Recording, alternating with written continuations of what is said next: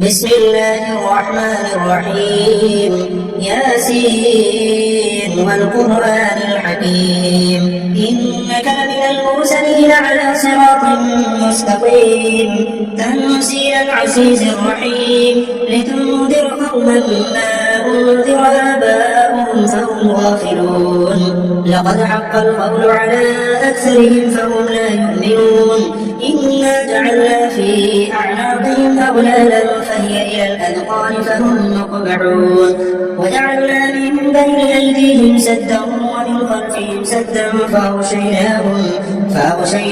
فهم لا يبصرون وسواء عليهم أأنذرتهم أم لم تنذرهم لا يؤمنون إنما تنذر من اتبع الذكر وخشي الرحمن بالغيب فبشره بمغفرة وأجر كريم إنا نحن نحيي الموتى ونكتب ما قدموا وآثارهم وكل شيء أحصيناه في إمام مبين واضرب لهم مثلا أصحاب القرية إذ جاءها المرسلون إذ أرسلنا إليهم اثنين فكذبوهما فعززنا بثالث فقالوا إنا إليكم مرسلون قالوا ما أنتم إلا بشر مثلنا وما أنزل الرحمن من شيء إن أنتم إلا تكذبون قالوا ربنا يعلم إنا إليكم لمرسلون وما علينا إلا البلاغ المبين قالوا إنا تطيرنا بكم لئن لم تنتهوا لنرجمنكم ولا يمسنكم منا عذاب أليم قالوا طائركم معكم أئن ذكرتم بل أنتم قوم مسرفون وجاء من أقصى المدينة رجل يسعى قال يا قوم اتبعوا المرسلين اتبعوا من لا يسألهم أجرا وهم مهتدون وما لي لا أعبد الذي فطرني وإليه ترجعون أأتخذ من دونه آلهة إن يردني الرحمن بضر لا تغن عني شفاعتهم شيئا ولا ينقذون إني إذا لفي ضلال مبين إني آمنت بربكم فاسمعون قيل ادخل الجنة قال يا ليت قومي يعلمون بما غفر لي ربي وجعلني من المكرمين وما أرسلنا على قومه من بعده من جند من السماء وما كنا منزلين إن كانت إلا صيحة واحدة فإذا هم خالدون يا حسرة على العباد ما يأتيهم من رسول إلا كانوا به يستهزئون ألم يروا كم أهلكنا قبلهم من القرون أنهم إليهم لا يرجعون وإن كل لما جميع لدينا محضرون وآية لهم الأرض الميتة أحييناها وأخرجنا منها حبا فمنه يأكلون وجعلنا فيها جنات من نخيل وأعناب وفجرنا فيها من العيون ليأكلوا من ثمره وما عملته أيديهم أفلا يشكرون سبحان الذي خلق الأزواج كلها مما تنبت الأرض ومن أنفسهم ومما لا يعلمون وآية لهم الليل نسلخ منه النهار فإذا هم مظلمون والشمس تجري لمستقر لها ذلك تقدير العزيز العليم والقمر قدرناه منازل حتى عاد كالعرجون القديم لا الشمس ينبغي لها أن تدرك القمر ولا الليل سابق النهار وكل في فلك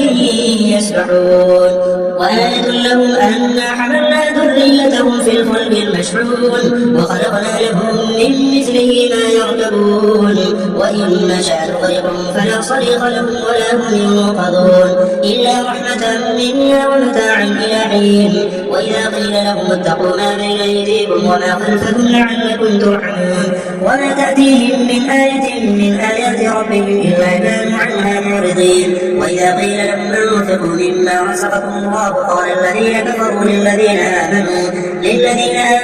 أطعموا من لو يشاء الله أطعمه إن أنتم إلا في ضلال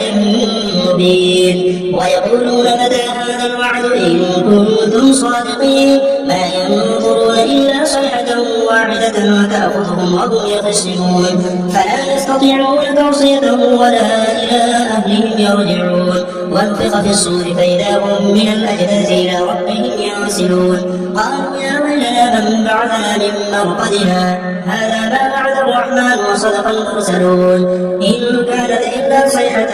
واحدة فإذا هم جميع لدينا محضرون فاليوم لا تظلم نفس شيئا ولا تجزون إلا ما كنتم تعملون إن أصحاب الجنة اليوم في شغل فاكهون هم وأزواجهم في ظلال على الأرائك متكئون لهم فيها فاكهة ولهم ما يدعون سلام قولا من رب رحيم وامتازوا اليوم أيها المجرمون ألم أعهد إليكم يا بني آدم أن لا تعبدوا الشيطان إنه لكم عدو مبين وأن اعبدوني هذا صراط مستقيم ولقد أضل منكم جبلا كثيرا أفلم تكونوا تعقلون هذه جهنم التي كنتم توعدون اصلوها اليوم بما كنتم تكفرون اليوم نختم على أفواههم وتبلغنا أيديهم وتشهد أرجلهم بما كانوا يكسبون ولو نشاء لطمسنا على أعينهم فاستبقوا الصراط فأنى يبصرون ولو نشاء لمسخناهم على مكانتهم فما استطاعوا مضيا ولا يرجعون ومن نعمره نكسه في الخلق أفلا يعقلون وما علمناه الشعر ما ينبغي له إن هو إلا ذكر وقرآن مبين لينذر من كان حيا ويحق القول على الكافرين أولم يروا أنا خلقنا لهم مما عملت أيدينا أنعاما فهم لها مالكون وذللناها لهم فمنها ركوبهم ومنها يأكلون ولهم فيها منافع ومشارب وفلا يشكرون واتخذوا من دون الله آلهة لعلهم ينصرون لا يستطيعون نصرهم وهم لهم جند محضرون فلا يحزنك قولهم إنا نعلم ما يسرون ولا يعلمون أولم يرى الإنسان أنا خلقناه من نطفة فإذا هو خصيم مبين وضرب لنا مثلا ونسي خلقه قال من يحيي العظام وهي رميم قل يحييها الذي أنشأها أول مرة وهو بكل خلق عليم الذي جعل لكم من الشجر الأخضر نارا فإذا أنتم منه توقدون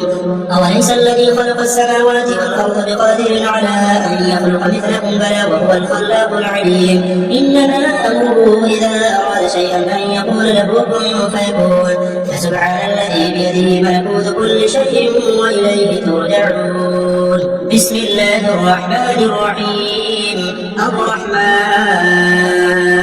علم القرآن خلق الإنسان علمه البيان الشمس والقمر بحسبان والنجم والشجر يسجدان والسماء رفعها ووضع الميزان ألا تطغوا في الميزان وأقيموا الوزن بالقسط ولا تخسروا الميزان والأرض وضعها للأنام فيها فاكهة والنخل ذات الأكمام والحب ذو العصف والريحان فبأي آلاء ربكما تكذبان خلق الإنسان من صلصال كالفخار وخلق الجان من مارج من نار فبأي آلاء ربكما تكذبان رب المشرقين ورب المغربين فبأي آلاء ربكما تكذبان مرج البحرين يلتقيان بينهما برزخ لا يبغيان فبأي آلاء ربكما تكذبان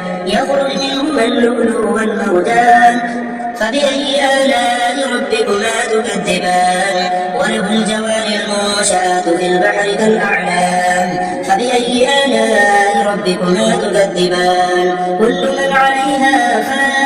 ويبقى وجه ربك ذو الجلال والإكرام فبأي آلاء ربكما تكذبان يسأله من في السماوات والأرض كل يوم هو في شأن فبأي آلاء ربكما تكذبان سنفرغ لكم أيها الثقلان فبأي آلاء ربكما تكذبان يا معشر الجن والإنس إن استطعتم أن تنفذوا من أقطار السماوات والأرض فانفذوا لا تنفذون إلا بسلطان فبأي آلاء ربكما تكذبان يرسل عليكما شواظ من نار ونحاس فلا تنتصران فبأي آلاء آلاء ربكما تكذبان فإذا انشقت السماء فكانت وردة كالدهان فبأي آلاء ربكما تكذبان فيومئذ لا يسأل عن ذنبه إنس ولا جان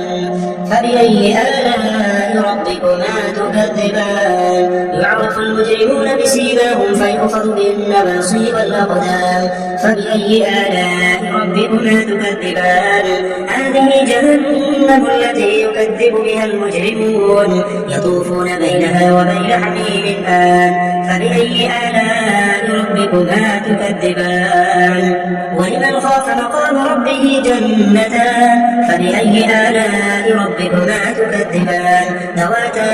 أفنان فبأي آلاء ربكما تكذبان فيهما عينان تجريان فبأي آلاء ربكما تكذبان فيهما من كل فاكهة زوجان فبأي آلاء ربكما تكذبان متكئين على فرش بطائنها من استبرق وجنى الجنتين دان فبأي آلاء ربكما تكذبان فيهن قاصرات الطرف لم يطمثهن إنس قبلهم ولا جان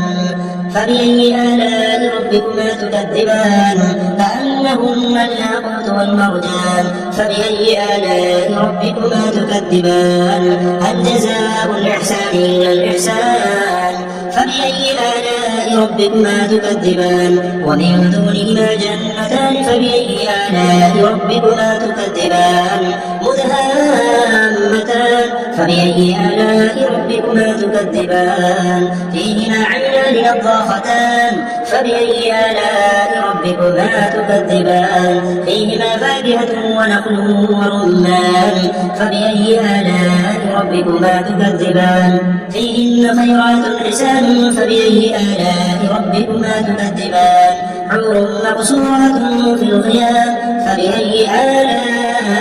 ربكما تكذبان لم يطمثهن إنس قبلهم ولا جان فبأي آلاء ربكما تكذبان متكئين على رفرف خضر وعبقري حسان فبأي آلاء ربكما تكذبان تبارك اسم ربك ذي الجلال والإكرام بسم الله الرحمن الرحيم إذا وقعت الواقعة ليس لوقعتها كاذبة خافضة رافعة إذا رجت الأرض رجا وبست الجبال بسا فكانت هباء منبثا وكنتم أزواجا ثلاثة فأصحاب الميمنة ما أصحاب الميمنة وأصحاب المشأمة ما أصحاب المشأمة والسابقون السابقون أولئك المقربون في جنات النعيم ثلة من الأولين وقليل من الآخرين على سرر موضونة متكئين عليها متقابلين يطوف عليهم بلدان مخلدون بأكواب وأباريق وكأس من معين لا يصدعون عنها ولا ينصفون وفاكهة مما يتخيرون ولحم طير مما يشتهون وحور عين كأمثال اللؤلؤ المكنون جزاء بما كانوا يعملون لا يسمعون فيها لغوا ولا تأثيما إلا قيلا سلاما سلاما وأصحاب اليمين ما أصحاب اليمين في سدر مخضود وطلح منضود وظل ممدود وماء مسعود وفاكهة وكثيرة لا مقطوعة ولا ممنوعة وفرش مرفوعة إنا أنشأناهن إنشاء فجعلناهن أبكارا عربا أترابا لأصحاب اليمين ثلة من الأولين وثلة من الآخرين وأصحاب الشمال ما أصحاب الشمال في سموم وحميم وظل من يحموم لا بارد ولا كريم إنهم كانوا قبل ذلك مترفين وكانوا يصرون على الحنث العظيم وكانوا يقولون أئذا متنا وكنا ترابا وعظاما أئنا لمبعوثون أو آباؤنا الأولون قل إن الأولين والآخرين لمجموعون إلى ميقات يوم معلوم ثم إنكم أيها الضالون الضالون المكذبون لآكلون من شجر من زقوم فمالئون منها البطون فشاربون عليه من الحميم فشاربون شرب الهيم هذا نزلهم يوم الدين نحن خلقناكم فلولا تصدقون أفرأيتم ما تمنون أأنتم تخلقونه أم نحن الخالقون نحن قدرنا بينكم الموت وما نحن بمسبوقين على أن نبدل أمثالكم وننشئكم فيما لا تعلمون ولقد علمتم النشأة الأولى فلولا تذكرون أفرأيتم ما تحرثون أأنتم تزرعونه أم نحن الزارعون لو نشاء لجعلناه حكاما فظلتم تفكرون إنا لمغرمون بل نحن محرومون أفرأيتم الماء الذي تشربون أأنتم أنزلتموه من المزن أم نحن المنزلون لو نشاء لجعلناه أجاجا فلولا تشكرون أفرأيتم النار التي تورون أأنتم أنشأتم شجرتها أم نحن المنشئون نحن جعلناها تذكرة ومتاعا للمقبلين فسبح باسم ربك العظيم فلا أقسم بمواقع النجوم وإنه لقسم لو تعلمون عظيم إنه لقرآن كريم في كتاب مكنون لا يمسه إلا المطهرون تنزيل من رب العالمين فبهذا الحديث أنتم مدهنون وتجعلون رزقكم أنكم تكذبون فلولا إذا بلغت الحلقوم وأنتم حينئذ تنظرون ونحن أقرب إليه منكم ولكن لا تبصرون فلولا إن كنتم غير مدينين ترجعونها إن كنتم صادقين فأما إن كان من المقربين فروح وريحان وجنة نعيم وأما إن كان من أصحاب اليمين فسلام لك من أصحاب اليمين وأما إن كان من المكذبين الضالين فنزل من حميم وتصلية جحيم إن هذا لهو حق اليقين فسبح باسم ربك العظيم بسم الله الرحمن الرحيم تبارك الذي بيده الملك وهو على كل شيء قدير الذي خلق الموت والحياة ليبلوكم أيكم أحسن عملا وهو العزيز الغفور الذي خلق 7 سماوات طباقا ما ترى في خلق الرحمن من تفاوت فارجع البصر هل ترى من فطور ثم ارجع البصر كرتين ينقلب إليك البصر خاسئا وهو حسير ولقد زينا السماء الدنيا بمصابيح وجعلناها رجوما للشياطين وأعتدنا لهم عذاب السعير وللذين كفروا بربهم عذاب جهنم وبئس المصير إذا ألقوا فيها سمعوا لها شهيقا وهي تفور تكاد تميز من الغيظ كلما ألقي فيها فوج سالهم خزنتها ألم يأتكم نذير قالوا بلى قد جاءنا نذير فكذبنا وقلنا ما نزل الله من شيء إن أنتم إلا في ضلال كبير وقالوا لو كنا نسمع أو نعقل ما كنا في أصحاب السعير فاعترفوا بذنبهم فسحقا لأصحاب السعير إن الذين يخشون ربهم بالغيب لهم مغفرة وأجر كبير وأسروا قولكم أو اجهروا به إنه عليم بذات الصدور ألا يعلم من خلق وهو اللطيف الخبير هو الذي جعل لكم الأرض ذلولا فامشوا في مناكبها وكلوا من رزقه وإليه النشور أأمنتم من في السماء أن يخسف بكم الأرض فإذا هي تمور أم أمنتم من في السماء أن يرسل عليكم حاصبا فستعلمون كيف نذير ولقد كذب الذين من قبلهم فكيف كان نكير أولم يروا إلى الطير فوقهم صافات ويقبضن ما يمسكهن إلا الرحمن إنه بكل شيء بصير أمن هذا الذي هو جند لكم ينصركم من دون الرحمن إن الكافرون إلا في غرور أمن هذا الذي يرزقكم إن أمسك رزقه بل لجوا في عتو